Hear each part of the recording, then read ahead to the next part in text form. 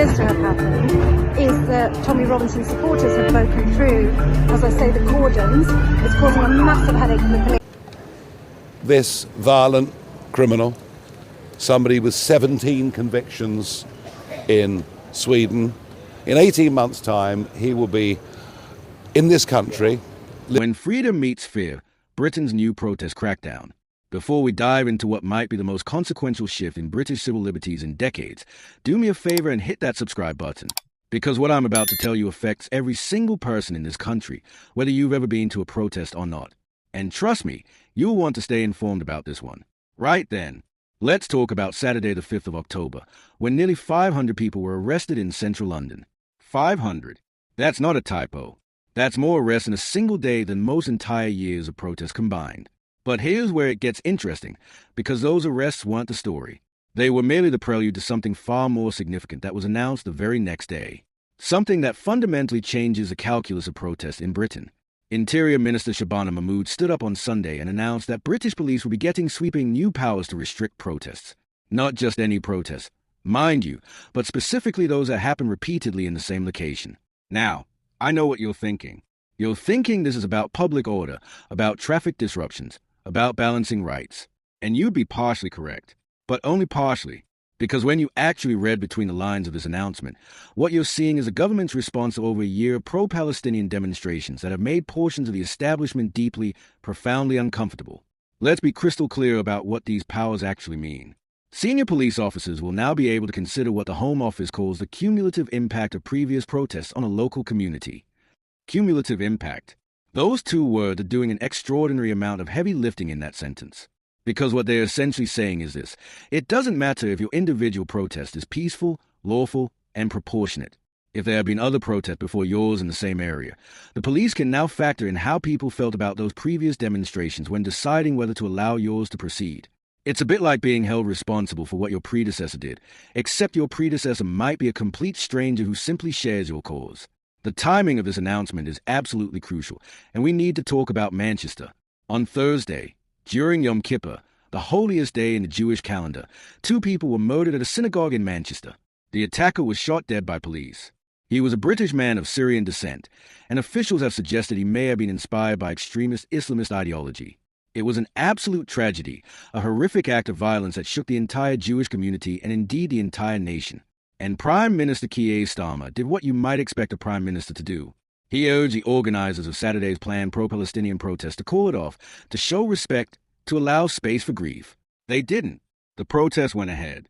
And here we are, with new powers being announced within 48 hours. Now, is that correlation or causation? Is this a measured response to a genuine security concern, or is it opportunistic legislation being rushed through whilst emotions are running high? Because that's a question that should be keeping you awake at night. Shabana Mahmood framed this rather elegantly, as interior ministers tend to do. She said, "The right to protest is a fundamental freedom in our country. However, this freedom must be balanced with the freedom of their neighbors to live their lives without fear." It's a compelling argument on the surface. It sounds reasonable, measured, British even. But let's interrogate that for a moment, shall we? Because the word fear is doing some rather heavy lifting there. Who decides when fear is justified? Who determines when a community feels unsafe? And crucially, should subjective feelings of discomfort be sufficient grounds to curtail fundamental civil liberties? The Home Office specifically mentioned religious communities, particularly the Jewish community, feeling unsafe and intimidated by these large, repeated protests. And look, that's not nothing. If people genuinely feel they cannot leave their homes because of protests happening near them, that's a problem that needs addressing. But here's where it gets thorny. The protests in question, by and large, have been about Palestine. They've been about a foreign policy issue, about a conflict thousands of miles away. They haven't been targeting British Jews in their homes. They haven't been outside synagogues hurling abuse. They've been expressions of political opinion about what the British government should or shouldn't be doing regarding the Middle East. So when we conflate those two things, when we suggest that protesting about Palestine makes Jewish communities feel unsafe in Britain, we're walking into some very dangerous territory indeed. Because what you're essentially saying is that certain political opinions, when expressed publicly, constitute a form of intimidation by their very nature. That's quite a leap from traditional British concepts of free speech and assembly, isn't it? Let's talk about Palestine Action for a moment, because they are the group whose supporters were out in force on Saturday, leading to those 500 arrests. Palestine action was actually banned back in July after members broke into an air base and damaged military planes. Now, damaging military equipment is clearly illegal, and prosecuting people for that is absolutely fair game. But banning an entire organization and then arresting 500 people for showing support for it, that's a rather different kettle of fish. Because at that point, you're not arresting people for what they've done. You're arresting them for what they believe, for what they support, for the ideas they're expressing. The group behind the demonstration, Defend Our Juries, didn't mince words about the government's announcement. They called it a dangerous, authoritarian escalation and a crackdown on free speech. They promised a major escalation of their own campaign, urging supporters to sign up and show they won't stand by whilst fundamental rights are stripped away. Now, you might think that's hyperbolic language. You might think they are being overly dramatic. But are they, though? Because when you actually look at what's being proposed, it's difficult to argue they're entirely wrong. Think about the precedent this sets. If the government can restrict protests based on the cumulative emotional impact of previous protests, where does that end? Could trade unions be prevented from picketing the same factory repeatedly? Could environmental activists be barred from protesting outside the same oil company's headquarters multiple times? Could anti-abortion campaigners, who regularly demonstrate outside clinics, suddenly find themselves unable to do so because of cumulative impact? The principle here doesn't discriminate. Once you establish that feeling uncomfortable is sufficient grounds to ban protests, you've opened a door that's devilishly difficult to close. The Board of Deputies of British Jews welcomed the announcement, but said more action was needed to protect the Jewish community. And I want to be careful here, because their concerns are legitimate. There's been a documented rise in anti-Semitic incidents since the current conflict in Gaza began. Jewish people in Britain have reported feeling less safe, more anxious, more targeted. That's real, and it matters. But the question is whether restricting protests is actually the solution to that problem, or whether we're conflating anti-Semitism with criticism of Israeli government policy in ways that ultimately serve neither cause. Because here's the uncomfortable truth that nobody in power wants to say out loud. You can be deeply opposed to anti-Semitism whilst also being deeply critical of what's happening in Gaza. You can support the Jewish community's right to feel safe in Britain whilst also supporting Palestinians' right to self-determination.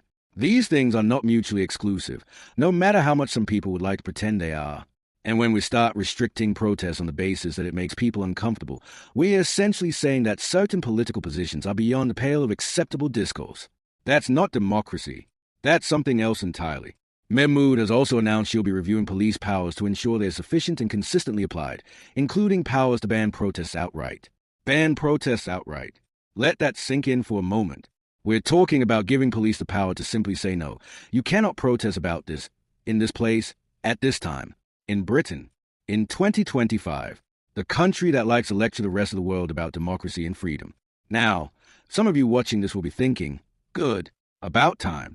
These protests have gone on long enough. They are disruptive, they are annoying, they are making people feel unsafe. And I understand that perspective. I really do. But I'd ask you to think very carefully about what you're supporting. Because the powers being enacted today to stop protests you disagree with are the exact same powers that could be used tomorrow to stop protests you support. That's how these things work. You don't get to pick and choose which fundamental freedoms apply based on whether you like the cause being championed. The British establishment has always had a rather complicated relationship with protest. We like to think of ourselves as a nation of tolerant, democratic values, where dissent is not just permitted but celebrated.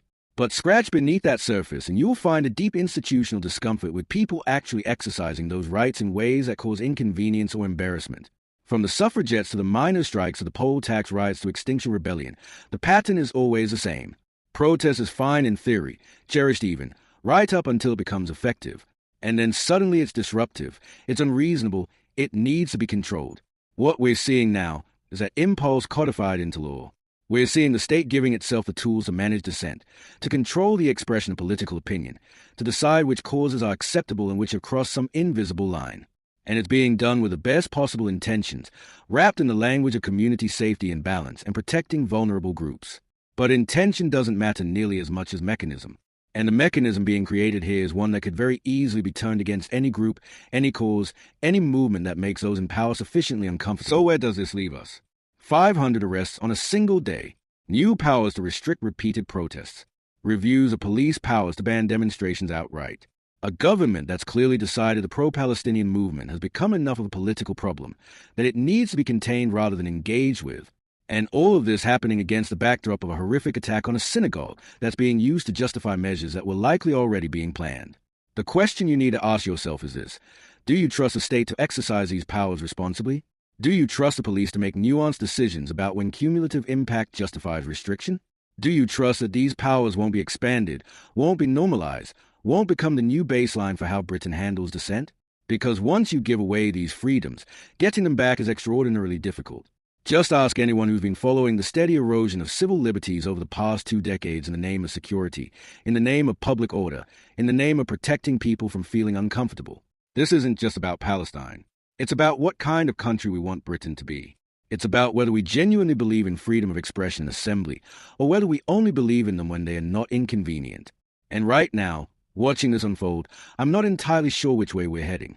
But I know this much: it's a conversation we desperately need to have, and we need to have it now, before these powers become so normalized that we forget we ever had a choice. That's it for today. If this made you think, if it made you angry, if it made you want to dig deeper, then I've done my job. Subscribe if you haven't already, because we'll be tracking this story as it develops. And trust me, it's going to develop. Hit that notification bell so you don't miss what comes next. Because in British politics right now, what comes next might just determine what kind of democracy we have left. Until next time, stay informed, stay critical, and stay engaged.